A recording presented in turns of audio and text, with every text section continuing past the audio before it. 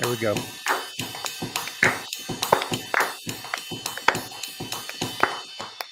You said Nice. 11, so I had to do Nice something job. in 11. Yeah, nice job, Mr. Bart Robley. Hey, everyone, welcome to Drummers Education Connection Deck, episode 200. 200. Said it wouldn't last, but here we are, 200 episodes It almost later. blew up. Oh, man. Andy killed Deck.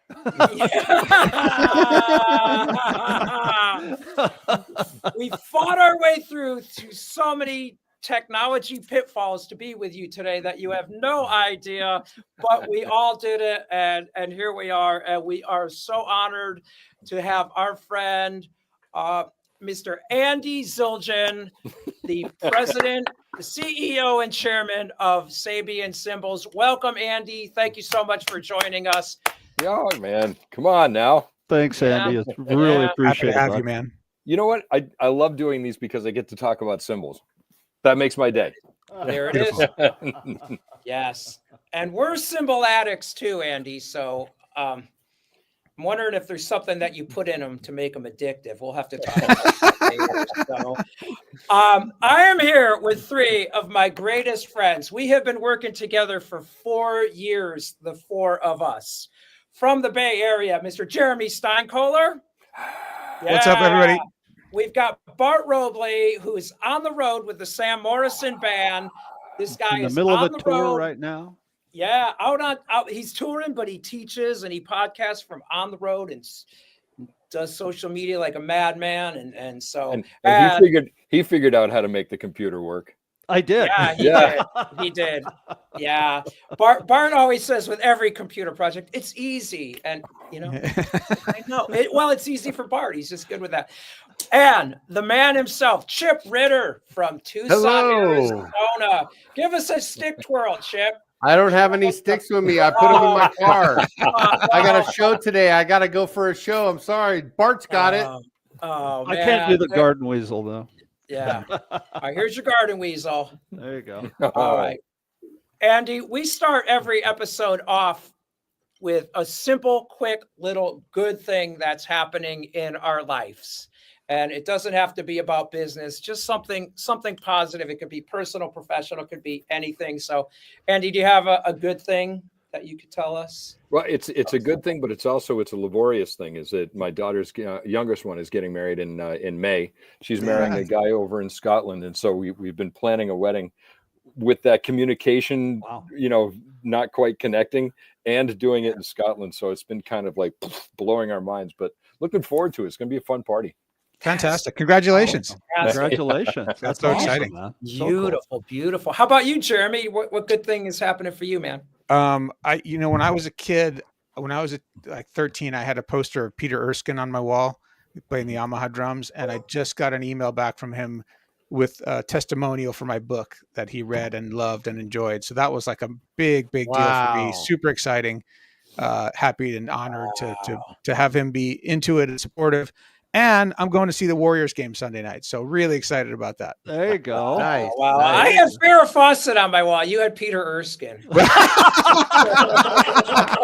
Wait. He was next to the Sure he was. Sure he was. I'm going to Rick's house and waiting for that. I'll meet you there, Andy. I'll meet you there. Cheryl Ladd, I think it was. Yeah. Oh, no. That was a I'm good going one. to your house. That was a good one. Yeah.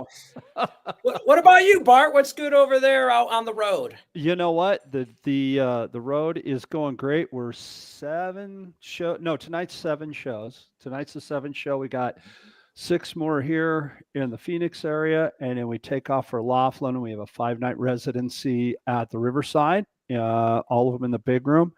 What's good about that is my Sabian cymbals sound so freaking good. They're amazing. They sound fantastic. Yeah, so that's going good. And the new book is we're going back and forth on covers, so it's done. Got a great quote from Rich Redmond, Stevie D. Got the forward from Steve Jacobs. If you guys know Steve Jacobs, great Yeah, Steve Jacobs. Yeah, he wrote a wonderful forward for the book. Nice. So that's very nice. What about you, Rick? What do you got going on? Or Chip? No, what's going on with you, Chip? Let me throw it to you, buddy. Yeah. What's happening with you?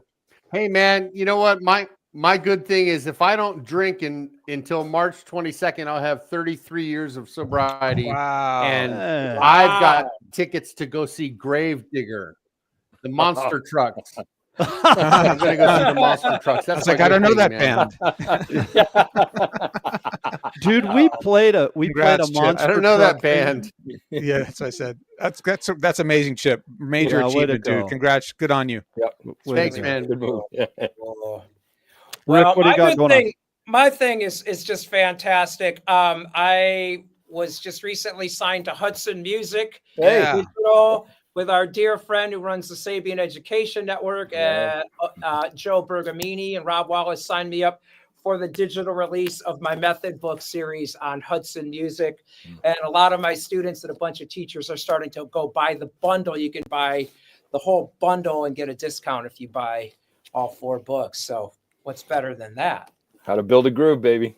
Yeah, there it is. That's it, There man, it right is. there. Yeah. So Andy, I guess the first question that probably everybody wants to know, well, we all know, but maybe our audience doesn't, is how does a guy with the last name Zildjian run Sabian Cymbals when they're the competitor? It's a cool story. So yeah, actually, and I've told it many times. It was when my grandfather came over to United States and had 2 boys. They grew up and were working in the business together. They had this Armenian thing where they'd scream at each other all the time because that's just how they used to communicate. Like there's a lady who started working for my dad, and the first day that she was there, my grandfather came in and my dad was going, "Bobby," rah, rah, rah, rah, screaming at him, rah, rah, and then it slammed the doors.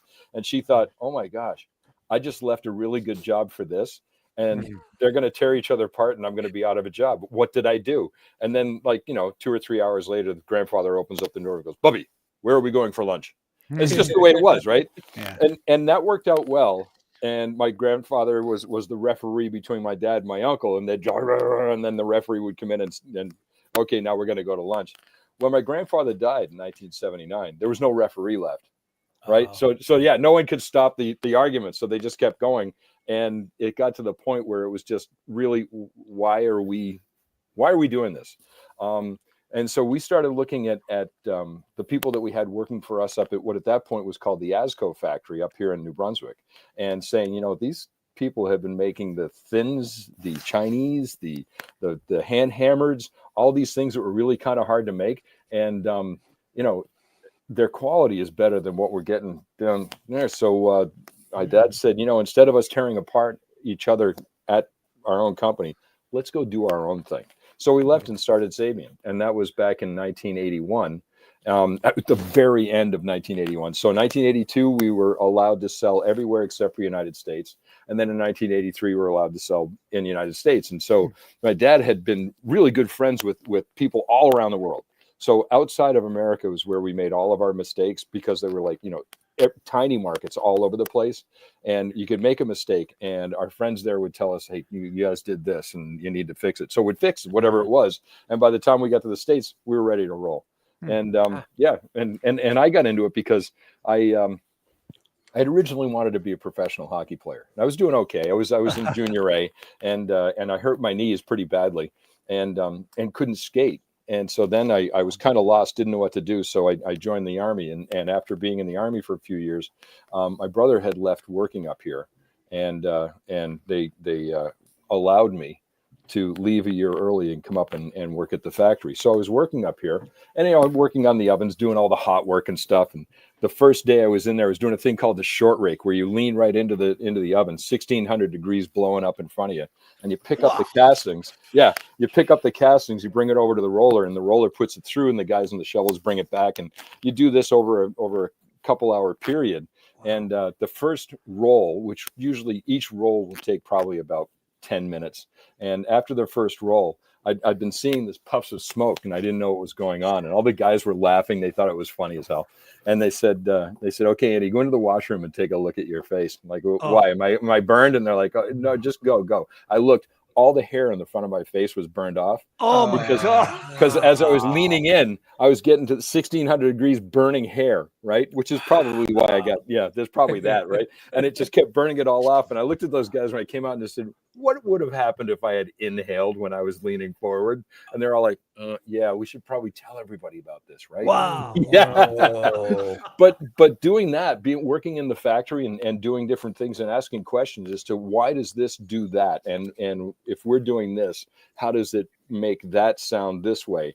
And I just got really, really into the whole physics, the creativity and the ethereal part of what we were doing. And I started falling in love with cymbals. At that point, I liked them, but then I just fell in love with them. I mean, even to the point where like today, right? Today we had tariffs dropped on us. So I was a little frustrated and I went down and I've got 3 ride cymbals that are my favorite ride cymbals. And when I'm just feeling like up to here, I'll go and I'll hit those and I'll start playing them. And all of a sudden, I start feeling better. So now, I'm coming up and I got people who are going like, trying to get their work done because we're doing things to try to mitigate all of these tariffs. But I'm sort of walking through. It's like when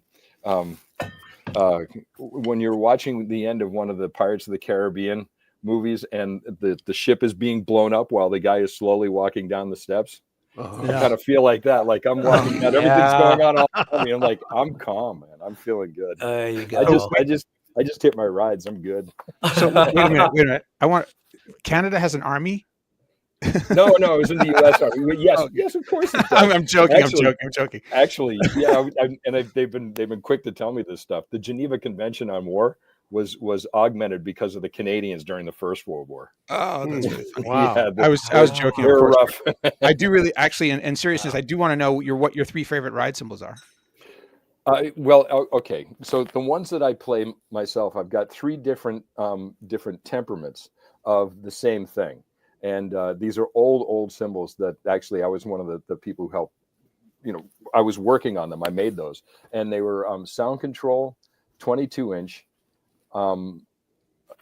Rides, and the reason why I like them is because they've got this little tip at the end, and we do that on a few of our different cymbals, just a little tip at the end, so the energy that's coming in and around the cymbal travels around it really well, but it also travels back and forth in a more uniform manner, whereas if you didn't have that tip, the energy would have to come out to the edge of the cymbal, turn itself around and go back, and so you get sort of a different tone. You have to have more support of that cymbal, but if you turn the edge just a little bit, you can actually have a flatter cymbal. And I'm in love with deep, dark cymbals, and so that the depth, the tone of these things when I hit them is just beautiful. So, Nice. yeah, that and also we have a new cymbal coming out, and I'm not supposed to talk about the Todd Zuckerman red light rides that are crashes. Yeah. I didn't say that. Okay, He didn't talk about that. But I was down trying out some of these things, and he's got red light, green light, and the green light is I think that's like out on the road, and red light is the studio. I think that's how he's determining the differences, and they're all really good. But I got to this 18-inch crash that was a red light, and I hit it, and I could just go, and I looked at Randy, who made this thing, and I said, come here. He came over and I gave him a hug. Said, oh my God.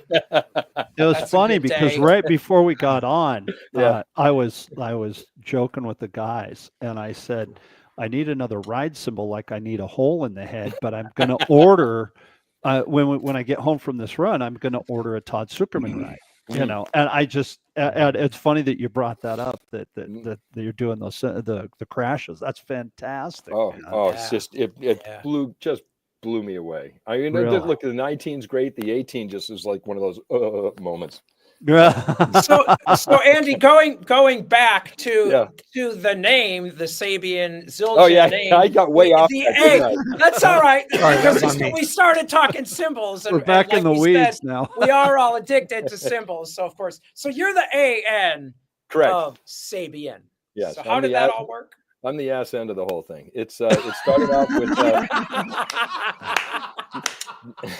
My folks were when in '81, when we knew we were going to be leaving and starting the company. My folks were driving back and forth from where we lived in Massachusetts up to Canada, and talking about the plans and how it was all going to work out, and try to figure out what the names of the company could be. And one of the names was, Cymbals by Bob. No, that's not a seller. No. Nah.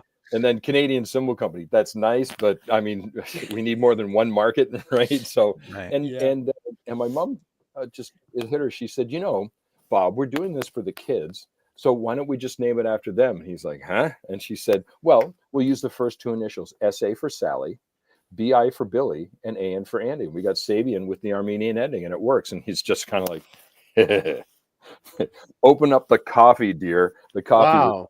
They used to drink scotch on the highway in Maine. So they had a little toast on the way down.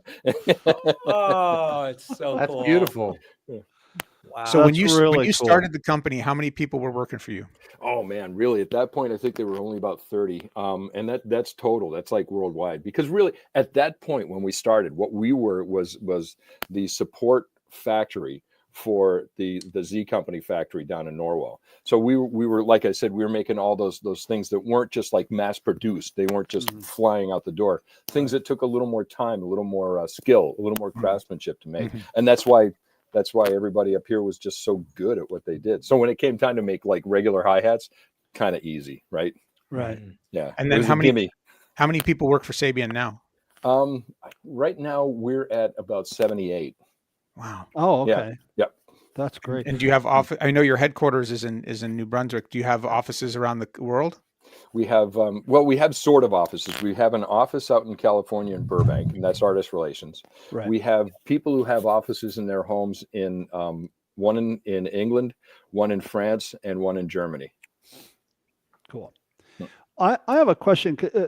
A few of the cymbals that I use are artist cymbals, right? Right. Yeah. I love the Weckel Evolution cymbals. Those are my go-to crashes. How hands-on, like Dave Weckel, for instance, how hands-on was he in crafting the cymbal, in getting the sound of the cymbal, and how do you go about doing that? Does he just come up there for a month and design it? How does that work? Well, I'll give you two things, like Hamilton, right? Jeff Hamilton. Right. Hammer came up and he said, can we make these cymbals? And we said, yeah, sure. So we started working on his cymbals, and it took us probably about one or two iterations back and forth to him to get focused in the right direction. He came up, and after 3 days, he had his set almost complete. And what we do is we ask them what they're looking for, and they give us those ideas, and we say, are we close? Are we there?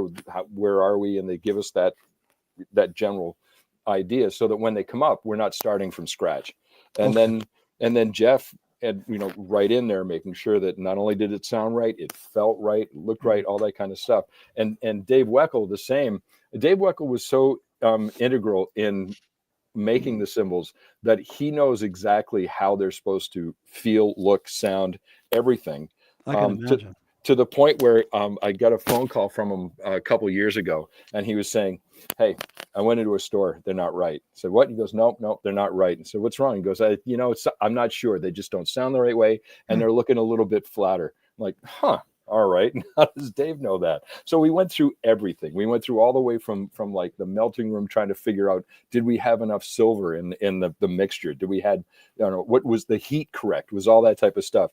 And it turned out to be two things. One of the machines that we used to hammer the X hammer had 1 micron had been worn through, and it changed the sound in his ear enough that we had to, we had to fix that. I know. Wow, what an ear. Really? Oh yeah. It was like, wow. Dave.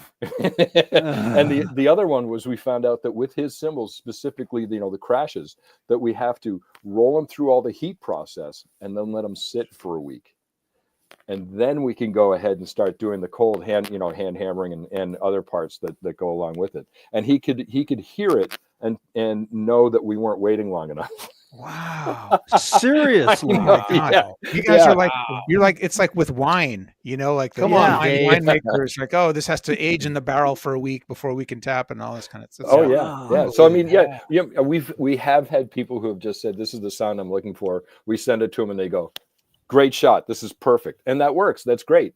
But for the most part, we like to have people come up and be involved in what they're doing, because, I mean, really, you want somebody to have actually put some effort into what they're doing, because they usually do get a royalty. And my perspective is you really got to earn that. Mm-hmm. Yeah. If you're going to get something like a royalty on it, you better put some time and effort into it, and really have turned the needle a little bit too. Like if all you're doing is making a slight variation on something, what's the big deal? But if you're making a difference, if you really have an idea of that sound, that voice that you're looking for, that's not available anywhere, and you can name it and help us put it together, definitely you deserve a royalty on that. The two cymbal, the Weckel cymbals are so consistent.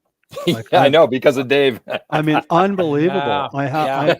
When I first got signed to Sabian, I went up to Burbank and picked them out with Chris, and then I've ordered a couple more crashes, throughout the years, and every time I get one, it's like, oh, this is perfect. And then I have a Paragon ride. Yeah. And oh god, that thing sounds so good. And then I have a Paragon crash. Actually, it's my I have 16-inch hi-hats. My Paragon is my bottom hi-hat. A Paragon crash is my bottom hi-hat. Wow. Okay. Yeah, I have a Paragon crash for the bottom hi-hat, and then I go back and forth depending on the room. I have either an AAX or an HHX, or an AA or an HHX for my top hi-hat. And the consistency is amazing. It's just amazing. It's fantastic. Your guys' work and craftsmanship is incredible, and just the innovative sounds is phenomenal. I just love it.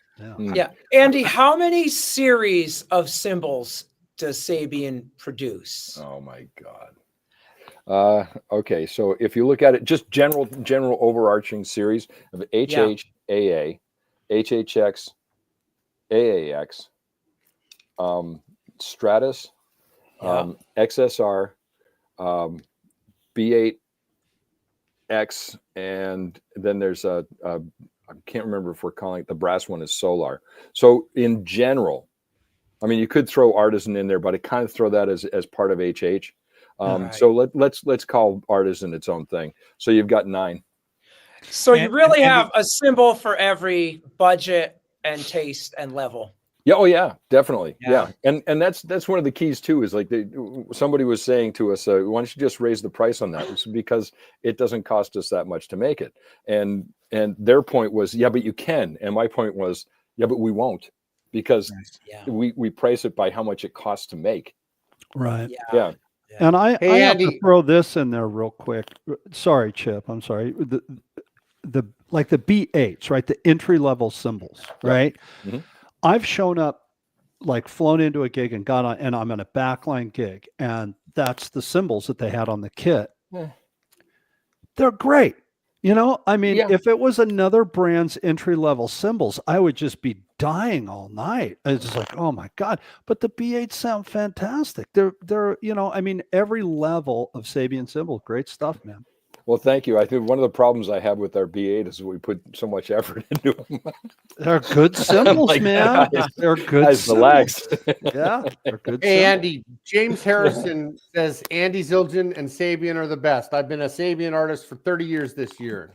He said he remembers the Sound Control series, but didn't the El Saber series have a similar outer edge? Yes, as a matter of fact. Hello, James. How you doing, man? I see you on Instagram and Facebook every once in a while. Nice to see your lessons and showing us your snare work, etc. Yes, it does. And the reason why we did that is because we wanted a very flat cymbal that was really quick and would respond well. And so if you do, like I said, if you turn the edge just a little bit like that, you end up supporting the whole cymbal so that you don't have to have such an arc in it. And the arc will raise the pitch, but it also gives it more inertia. You have to hit it harder to make it work. So you get that little tip there, and you can keep it flatter. So when you hit that with your hand, pow, it'll pop right out. Well, actually, with the Picante, you can hit it with your hand. The El Sabor might be a little too much to do that with your hand. You probably hurt yourself a lot. But with sticks, yes, the El Sabor, awesome, beautiful sounding. Right sound. on. And Jim Royal, please say hi to Andy for me. I wouldn't play any other cymbal than Sabian.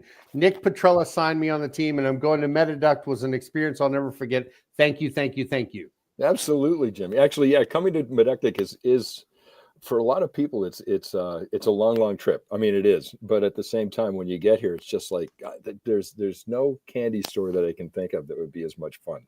Right on, right on. So is that, I was going to ask about that, because that's sort of like a pilgrimage I'd like to make at some point in the next several years. So when Sabian artists come up to the factory, what kind of experience can they expect there? Well, typically when they come up, of course, they'll drive up or fly up, and we'll meet them, and the first thing we do is get them to the factory and introduce them to everybody so they know what's going on, and let them see how we do what we do. And then we will have, usually, if they're working on a cymbal, have like I said, already have an idea of what they're looking for. So then we'll try out and let them hear what we've got. If they're not trying to make a new cymbal sound, if they're really coming up, if people are coming up just to try out cymbals and make a selection, then we go to the vault and we start talking about sounds and trying out different things and letting everybody try it out. And typically that type of thing will take really just about a day, and then you've met all these people that you're working with in the vault and become friendly with them, and typically it's like, hey, let's go to dinner. Now, there's not a lot of restaurants up here. Okay? Really? Your choice is limited. Unless, well, 45 minutes away, the town has excellent restaurants. But where we are, if you only want to drive 15 minutes, it's a small choice. So, yeah, we end up going to like the local pub and having a nice meal there. Nice. And then the next day, typically, it's like, yeah, they're on their way. Wow. Right on, Andy. Andy, I want to go. Oh, go ahead, Chip. I was just going to say, Tiana Lee, thanks for watching. Nancy Ferrer, thanks for watching. Tiana Lee asked, do you do blind testing? Blind testing? I'm not quite sure what that means. I don't know. Be specific, Tiana. All right, we'll go back to it. Sorry about that. I'm not exactly sure what you mean. I mean, blind testing, I mean, we do test every cymbal, if that's what she means. Yes, every cymbal that comes into the vault has to be tested before we decide to put it into inventory. And we'll test it then. Look, everybody in the factory is tasked with quality control. So if they see something wrong, it's out. It's got to go. And we don't mess around with that. Yeah. And how involved? I'm sorry. I was going to ask for Fred Fritcher wanted to know, how involved was Neil Peart in his cymbals? Yeah, quite. But at the same time, well, look, Neil has had specific sounds that he wanted to hear. But the easy part was that he was saying that sound that I used to get in the 70s. Yeah, that's what I want. And he couldn't get that where he was. And so we were like, well, yeah, we know how to do that. As a matter of fact, we probably made your cymbals up here. Right. And so when he came in, he had a specific sound, listened to them, and generally the set that he was looking for done in like an hour. But yeah, well, I mean, we'd already done most of those things, right? So we just remembered what we'd.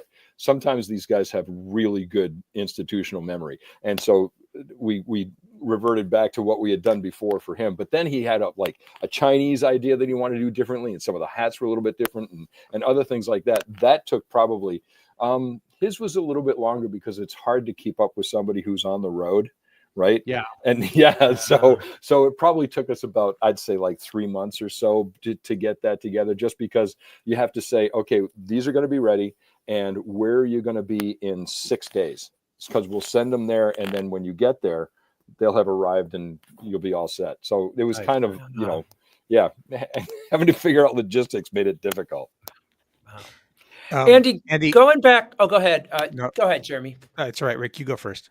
Andy, I want to go back to that earlier, your work in the factory, because obviously, you worked the company, you worked your way up through the company. Yeah.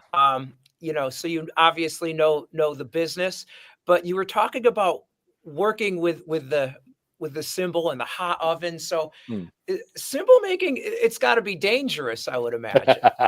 Well, look, it's not nearly like it used to be. Yeah. Yeah. I mean, it used to be like, wood cutting, where you're out there and you're like, I hope I don't cut my leg off today. But no, really, I mean, just taking care and watching for safety issues and making it safer. It is a lot safer. Saying that, you still have very hot metal with very sharp edges until you get to the point where where you finished with the hot work and into the cold work. So yeah, definitely when we have people, like for example on tour, we'll tell them, please don't touch anything that's dark, because it's probably hot and it's definitely sharp.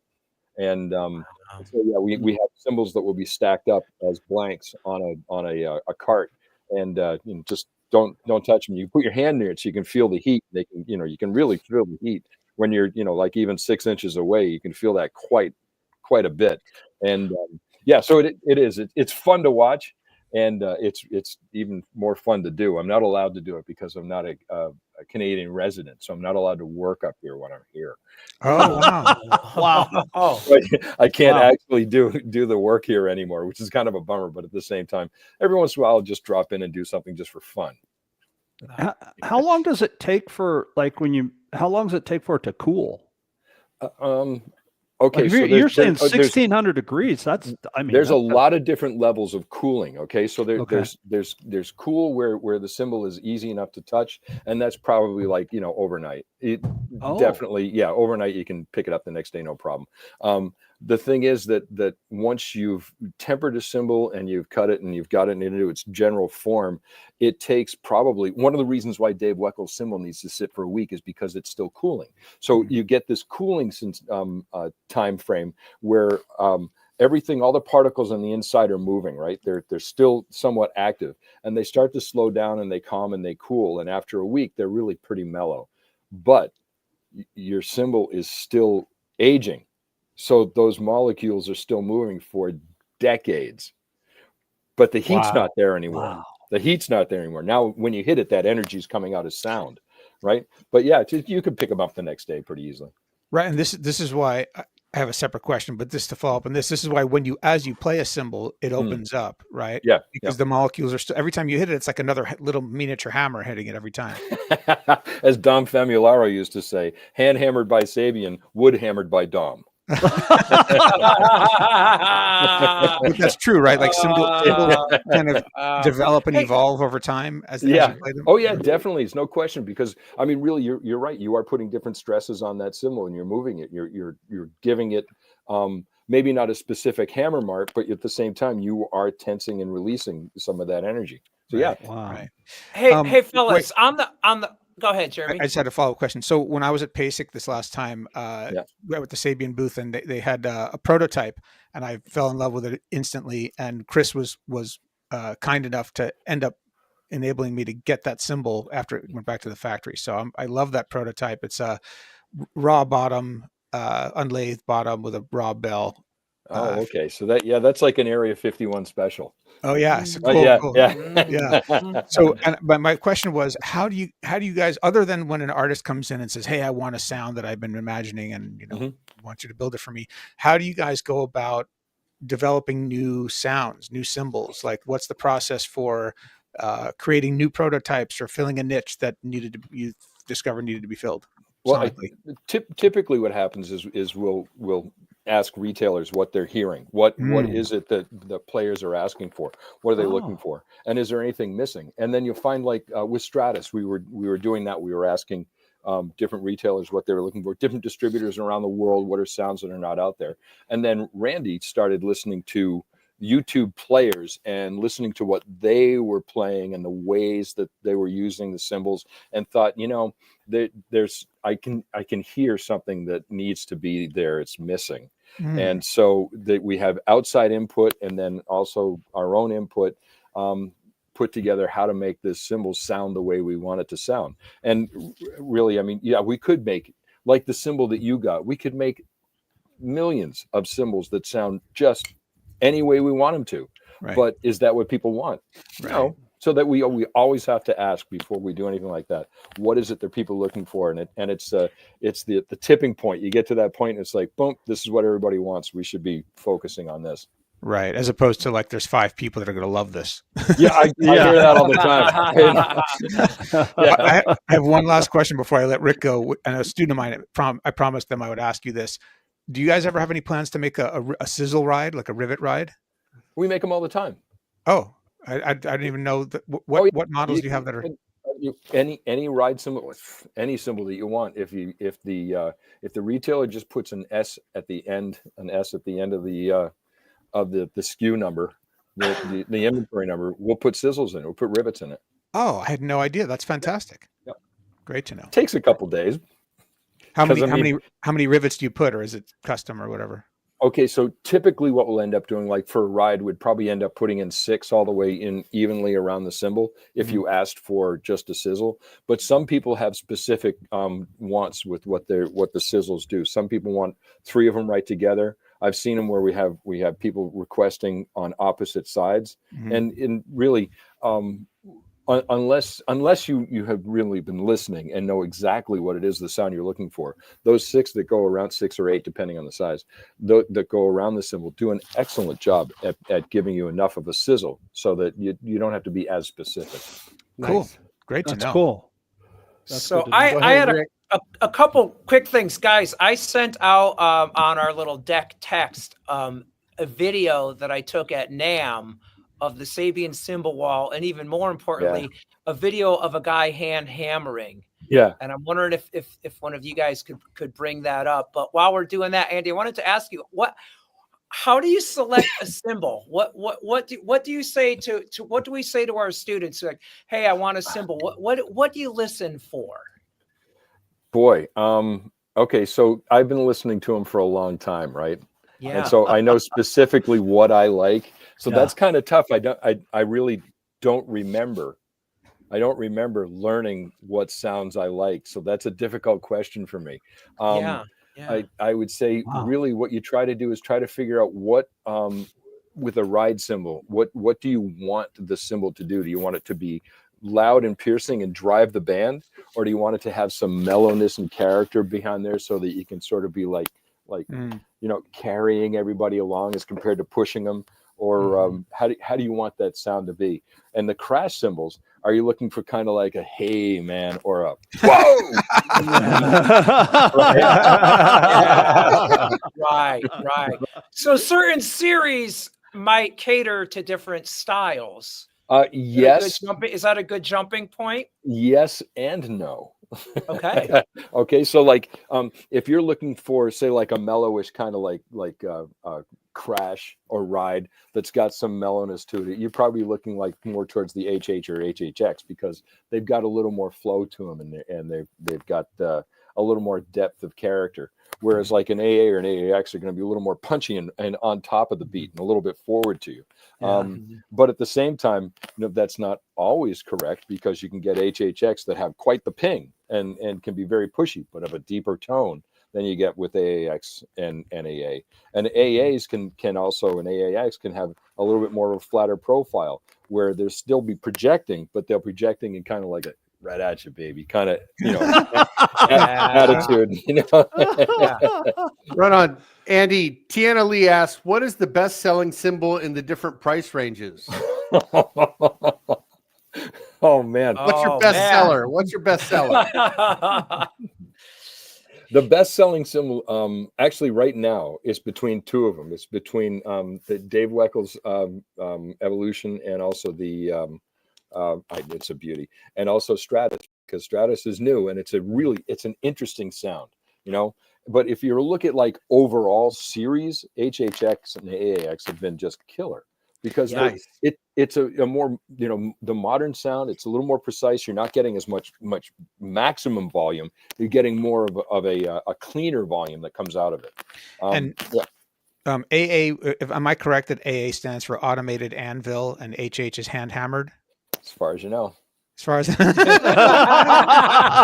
so how for someone, that's like a fork in the road, right? The anvil cymbals versus the hand hammered cymbals, and the hand hammered cymbals take a lot more work to produce. Is that correct? Yes, no doubt. Yeah, the AAs, which are when we started the company, we were making A Zildjians, and so this generally it's the same thing.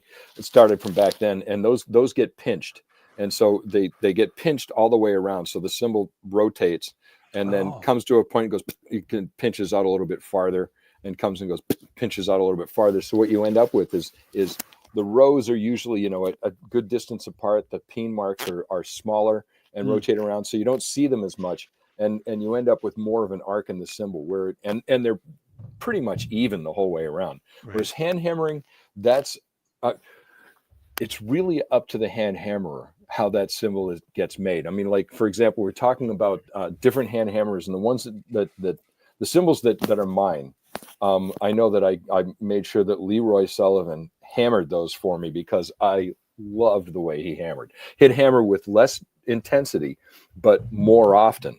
So you end up with the same bow and arc, but with more pieces of energy put into it all the way around. Some people like cymbals that have a harder strike, so that you have less of that. Because what happens is that energy traveling around the cymbal, every place where the cymbal gets hit, it's think of yourself as you're running through sand on a beach, and you're running along, and then you get to a tar, and you run real fast, and then you're back in the sand where it was hit. That's like running on the tar. So the energy zips through that part and then flows through the rest of the cymbal at whatever speed it's going to take. So that changes the frequency of the speed of that energy traveling through it. And so depending on what you may like something that has more of an even characteristic, or you may like something that has more of like a deeper sort of growly sound to it. And that all has to do with how often that cymbal was hit. Nice. I'm running out of time over here, guys. I think it may be time for us to give away some heads. What do you think? Yeah. Oh, I yeah. agree. Yeah. We got some Aquarian drum heads. We're going to outfit your whole drum set with batter heads from Aquarian. Thank you to Chris Brady from aquarianheads.com. And you guys ready for the winner? Yeah. Go for it. Go Go for it. Give me a drum roll, Bart. Bart, give me a drum roll. Here we go. Ready? I don't know how to play a drum roll. And the winner is Nancy Farrar Medeiros. All right, Nancy, way to go. Yeah. Congrats, All right, Nancy. DM us your email, Nancy. We'll take care of you. Oh, That's beautiful. Hey, we can keep talking, And right? I got yeah, we Oh, can keep talking. yeah. You Okay, can keep good. talking. I'm going to Yeah. have to leave. Yeah, Oh, I got to yeah. go too, guys, because I got we're leaving for gig? sound check here. I got a So- show too. But We got a gig. The Thank three you of for you being on, guys- Andy. Thank you so much. the three Yeah, of yeah, us can we'll- hang out. I can keep going for a few minutes. Yeah, definitely. Absolutely. Andy, thank you so much. And I'm sorry I do have to go, but like Chip said, I've got a gig too. I'm out on tour right now. We got to get to load in and sound check. Thank you so much. And thank you for all you do for the drumming community. I love my Sabians, being part of the Sabian team and family. I remember when I got my endorsement letter, I was like, it changed my life. It's so great to be part of the family. And I thank you from the bottom of my heart. And aren't you psyched that you get to play for a living? Oh my Yeah, God. right. You know what? Yeah. Every time I think about that, it's like, Yeah. how did I get here? How did this happen? And I'm just so thankful. Yeah, incredibly. So Thank you, Andy. Thank you, guys. Much love. All right, Thanks, later, Chip. guys. see you. Those Happy guys 200th. Yeah, Happy 200, 200. yeah. guys. Happy We did 200th. it. those guys are professionals. They work with the miniature bread all the time. Oh, So, Andy, I am my favorite of all the Sabians I have are the Artisan series. Those are like they're so rich, they're so deep, they're so complex. I feel like there's so much expressive range that I can get out of them. And I do a lot of jazz and kind of New Orleans R&B and funk stuff, and those to me really speak. Who came up with the Artisan concept? Oh, that was Mark. Well, actually, it was Mark, and this kills me. Mark and our Japanese distributor who said, "Can you make a cymbal that's more expensive?" I'm like, "Well, yeah, we can." They're like, "Do it." Why are they? What makes them more expensive? There's a lot more handwork that goes into it because the hand hammering that's done on a regular HH is to a certain specific shape. This is more. It's more involved with that. There's different layers. There's different times when it's hammered. It's hammered before and after lathing, and that makes a huge difference in the way that the whole cymbal sounds. And so, yeah, there's just a lot more of that handwork that goes into it. Very cool. Andy, it just seems that Sabian is so aware of the market, that you guys put a lot of effort into it. All you have to do is go to any trade show and you'll see it. You're there. You're at the trade shows. You're talking with the artists. You're talking with the consumers. You're talking with the band directors and the marching percussionists, and really trying to get a grip on what they're after. And you've done things like the Cymbal Vault Tour. Oh yeah. Right? Yeah. Is that something that we might see down the road again? Are there enough retailers to have a cymbal? That was so expensive to do. Yeah. What was this? I don't know about this. The Vault Tour and Meet the Masters and things like that, where we'd take out a whole bunch of cymbals and throw them into a trailer, and would have a hammer, would have an anvil, and would have a lathe that could do both in and outside, and would go to each store set up, and would have somebody hand hammering and somebody lathing cymbals, and you could come in and try cymbals out, see how they're made, ask questions of the craftspeople who are doing it. But you could also, and this was the part that I thought was really cool, people come in and say, my cymbal sounds like this and I want it to sound like that, and we'd go, you could modify. Yeah, this is how you do it. Let's do it. Yeah. You guys are like the PGA Tour van. I guess. You know, the golf courses and all the pros are walking in there with their clubs and you're adjusting and all. That's amazing. Oh my God. Yeah. What a cool thing. Yeah, that was really, really expensive. So no, I don't see that happening again. Yeah. But at the same time, there's a trade show coming up in Germany, and there was also one in the UK. And I'd like to see this happening over here in the States, where what we did was, instead of having a booth downstairs with cymbals on, we did that, but we had an area upstairs where we had a drum set up and probably about 220 different cymbals that were up there, and each person could make an appointment and come up and try out what they were looking for in that environment. So they weren't down in the trade show din that's all playing all around you. You could hear what you're looking for, ask questions about, this is a good sound, but do you have something like this? And usually would have it and try it out. And I can't tell you how cool it was to have people come up, try cymbals, be able to hear them, understand them better, because they're asking the people who were manning our booth with Christian Koch and Bruce Perry really understood what they were talking about, and educating everybody as to what we have to offer first, and then how to make the sounds that are available, or the sound that they're looking for, where to find it, how to give them the voice that they're looking for. That was so cool. And I'd love to see that happen over here. I'm doing my small version of that as in my teaching studio, and I think it's your wall. That I mirrored the wall from which is the NAM wall. Still one of my favorite things is the wall, right? I'm trying to get a picture of it so I can share with our listeners, but give me a minute. You guys keep talking. Yeah, Jeremy, in the text this morning, I sent some hand hammering and I know, but when you send the text to everybody, it doesn't come through to my computer. I'm working on that's what happened this morning. Rick, yeah. Computers. I know, right? Andy and I both had computer trouble this morning, but we prevail.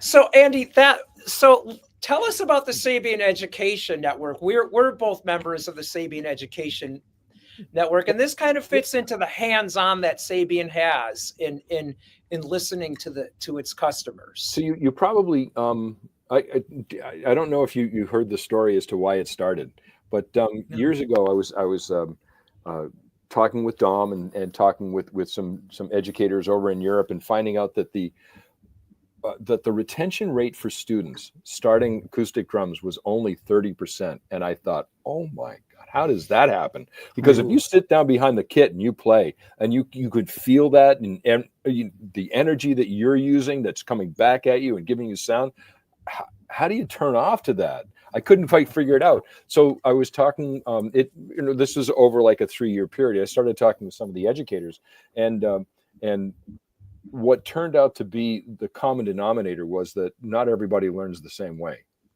And so, right. And so unless you have more exposure to different ways of teaching, or different styles of teaching, then you're not going to be able to teach all of your students. You'll probably only be able to teach 30%. And that was kind of a bummer for me. So So Hans-Peter Messner was talking with him, and he had this school that was based on this, where the first lesson is the student came in usually with their parents because of their, when they're starting, and would sit down and just talk about how they learn. That's all the first lesson was. Let's just discuss it, and a half an hour of just talking this out. And then afterwards he'd say, okay, this is going to be your teacher based on the way that they learned. And his retention rate was up around 75, 80%. It worked. So I thought, there you go. So how do we get this into the hands of as many educators as we possibly can, and help them to understand this difference in learning, and talk about their experiences on how they teach this way, how it works with some students, how other people can give them their experiences. So create a community of discussion around this whole thing, so that people who are trying to pass along this passion, this joy, have an easier time of making it work. And then of course I talked to Dom about it. Kaboom! Right? You talk to Dom about something, and all of a sudden, and he gives you that look like, here we go. Oh yeah. So the idea started flowing, and cobbling it all together, and talking with everybody about how this works and what we're making it, and it started to coalesce, and then it turned into the Sabian Educator Network. And Dom's idea was, not only do we want to help people learn how different techniques for teaching, but also different ways of managing their own business and things, so that you can make a living as an educator and do well with it. And it took off, and Joe B's been doing a pretty good job. I want to see this. Yes. I'd like to see this expand, not only to drum set educators who are private educators. I'd like to see it be something that can be used by educators who are flute players, who are working at a local grade school, have no idea how to teach percussion.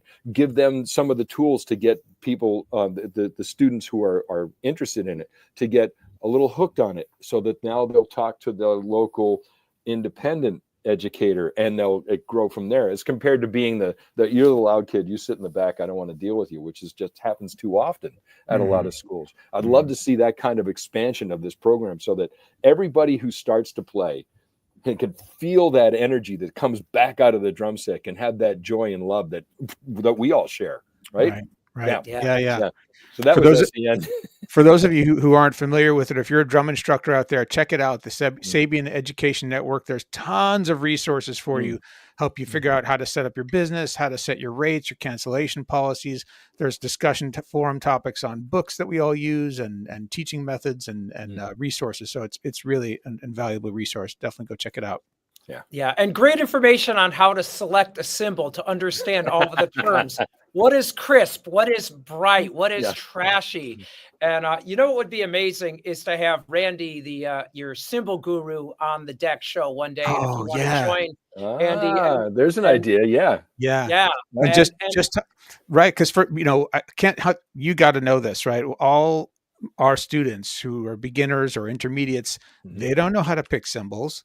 Right. I mean, it's like they're looking to us for advice and guidance, and we send them in the right direction based on the styles they play and the sound they want. But, it's kind of like someone who walks into a winery and, has never tasted wine before, and they say, and then there's the people who've got these sophisticated palates, and they can talk about, this has a hint of, forest floor, the way you are about cymbals. You're a fanatic, and you're a scholar, and you know everything about how the process is made and how that translates to a sound. And maybe that's why I can't taste wine. Yeah. You've used up all that part of your brain just for the cymbals. It's so fun to listen to cymbals and listen to the characteristics, and then imagine what you can do with that particular. Yeah. At the last Deck Day, I don't know if you know about this, Andy. Every year we do a live clinic event. And Sabian has been one of our sponsors, so thank you for that. And the four of us each give a 45-minute drum clinic, and we, give away tons of great stuff that our sponsors donate. And the last time we had Jason Slota of Round Sound Cymbals. I don't know if you know him. He's a Bay Area guy. He started his own cymbal shop in his garage, because he was finding that he couldn't find the cymbals that he was looking for at at the handful of shops that were left that Guitar Center hadn't boxed out. Yeah. And so he started a shop in his garage, and it's by appointment only. And he's got maybe 400 cymbals in there. Sabian carries lots of Sabians. And he gave a presentation on cymbals and how to pick them. And it was absolutely fascinating. I learned a ton. My students all learned a ton. They all bought cymbals after that. So, educating you in terms of like what's out there and helping you figure out what the sound that you're looking for. That's what it's all about. Yes. It's fun too when you start saying, "Oh, wait a minute, this is what I want to hear," and you start getting your voice. Right. Exactly. Yeah. Your voice.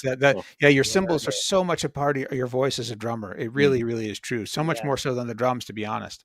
Because there's so much. No, I mean, look, we've all seen those shootout videos on YouTube where they do a blind test with all these, 7 different drums from 7 different manufacturers with the same heads and the same tuning, and they sound pretty dang similar. Not saying they're, but cymbals, boy, you can tell the difference right away. They're so, and even cymbal to cymbal, right? So let's talk about that. Right. Yeah. The same model, you look up the same model, and when it's hand hammered, the weights are different. They're a little bit different, right? Yep. A little sometimes. And sometimes you can get 2, or often different versions of the same cymbal that sound very slightly different. There would be a lot of similar characteristics in every cymbal that's of a specific series and type. So the tolerances for sound differences will be, tight, small. They'll be close. Yeah. So they're supposed to sound a specific way, but each one has its own personality. So it's all going to have just a little bit different here, a little bit different there. When you have HHH and AAX, those are closer in tolerance. Their sounds are much more consistent all the way through, whereas like HH is going to be, you'll have a larger palette of sound. It's something you really need to hear to be able to select. AA can be more consistent, but still it's an older cymbal, older style cymbal. So it's the consistency, the size of the tonal grooves and the sound that projects off them can make a big difference from cymbal to cymbal. Whereas like you get Stratus, and it's going to be much more, and XSR, it's going to be much more consistent because of the way that they're made. So for the hand hammered cymbals or the more boutique-y stuff for the high end or more high end drummers, do you recommend that people always get their hands on the cymbal that they're going to buy if they can? Well, yeah, definitely. Because I mean, when you're making a hand hammered cymbal, and a hand hammered more than anything else, I mean, almost every other cymbal we make has somebody's energy being imparted into that cymbal because they're hammering it, they're lathing it, they're edging it, they're doing all sorts of things to it. So there's more energy imparted to it. Whereas with an HH, it's all the way down to the hammering. So that the amount of force that the person uses, the amount of times that they hit the cymbal, the amount of movement that each different person uses when they're going from one strike point to another, the angle that they use, all of these things make a big difference, especially on something like an HH. So you really have to listen to that HH. No doubt you've got to listen to it, because every single one of them is going to have a different energy in it. It's going to have a different personality, and it's all because you weren't using a machine. This is a person's arm coming down and creating that sound, that energy, that personality in it. Well, there's the thing, you don't even have to be that strong. Had somebody say, there's no way people can do that. I'm like, well, first of all, they've been doing it for 400 years. And the other thing is that, yes, you can, because if you've ever played drums and you know the Moeller method, that's how it works. You let the hammer drop at the very end and it bounces most of the way back up. So really, this is the motion, right? And just dom, like drumming. Right? Dom. It's right here. It's right here. or like Jim Chapin. No. Yeah. Those are 2 really good imitations. Yeah. I hung out with those guys. Yeah, that's awesome. Hey, I got those pictures you guys want to see. We're gonna share with our. Let's see those. Thanks for finding that, Jeremy. You're welcome. I was going through my favorites this morning in my photo album, and there it is. Yeah. Look at that wall of cymbals. I love that wall. So talk about the wall and the tower. That was so cool. Talk about this wall. I've seen this at the NAMM show. Whose idea was this? I'm trying to remember exactly whose it was, but I'm going to give that to a combination between Stacy Montgomery Clark, who's sales and marketing exec VP, and also Mark Love, because they were talking about how do we show the innovations that we've done that over the years in a way that's not like saying, hey, look, we do innovation, but at the same time it's like, look, this is it. And so we started off with the tower, but the tower looked better than it actually presented because of the size of the tower and the way it had to be made. We couldn't really put on a whole lot of innovative stuff. It had to be specific symbols that were on there. And we thought, well, it looks great. Let's take that idea and actually talk about innovation on there. And so that's why we flattened it out and put all the symbols that were on there. I mean, you can see all the way from top to bottom. These are all some of them are typical normal symbols, but for the most part, these are symbols that have a difference to them. They're not things that people would normally think of. So yeah, it was an ode to our innovation and a joy of aren't these actually pretty? Yeah. I mean, it was absolutely striking. Where the first time I ever saw it, I walked into the NAMM show. I was like, oh, I went right to it. It was like a beacon. Yeah. It's really pretty. Yeah. Yes. It was cool. Yes. Inspiring. Yeah. And I just love having my little symbol wall here because a student comes in and then we have the opportunity to try out all of these symbols. So I use them in gigs. I use them in the studio.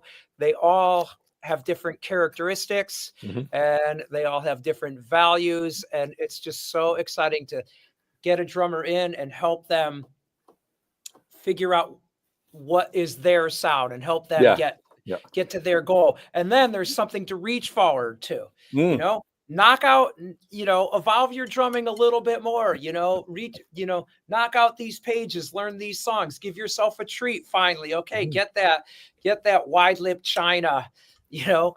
And yeah, I was just playing one of those yesterday. It's like, Randy, this is just too weird, man. It sounds cool. Oh, it does. It does. Yeah. Wow. Well, Andy, thank you so much for joining us, coming on our 200th episode. We really appreciate it. Look, like I said, man, I love talking about symbols. Let's keep going all you want. You know what? We're going to have you back. We're going to have you back for part 2 in a couple of months, if that's okay with you, man. We'd love to. Hey, careful during fishing season, okay? Oh, okay. Good to know. Good to know.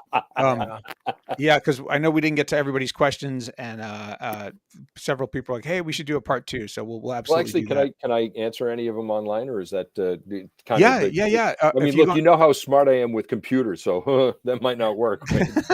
if you go on our Facebook page, you'll see all the comments there. Okay, you already got beyond me, man. Well. Well, we'll send them. We'll send them your way. We'll send them your way and make sure. Yeah. Thank you for accommodating me. Oh man, thank you so much for coming on the show. This absolute hoot. Great to hang, great to talk and connect with you on a personal level, and hear about how the symbols are made and how much passion you have for it. It's really, really beautiful.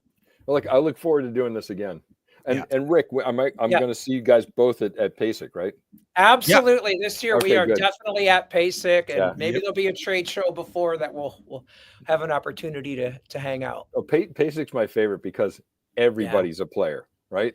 Everybody. Yeah. Everybody's you don't have some of those guitar people coming by saying, "What's the round thing and how's it work?" Okay, everybody comes in and they have an interest, and so when we get to talk about stuff, we're talking about people who share that passion. I love it. Beautiful. Yes. All right, man. Congratulations. Be well. Good luck with everything. Appreciate it. We appreciate you, Andy. And thank you to all of our listeners. Thanks for supporting us for 200 episodes. We're not going anywhere. We're going to keep doing this. So thanks, everyone. Bye, guys. Thanks, folks. Thanks, Andy.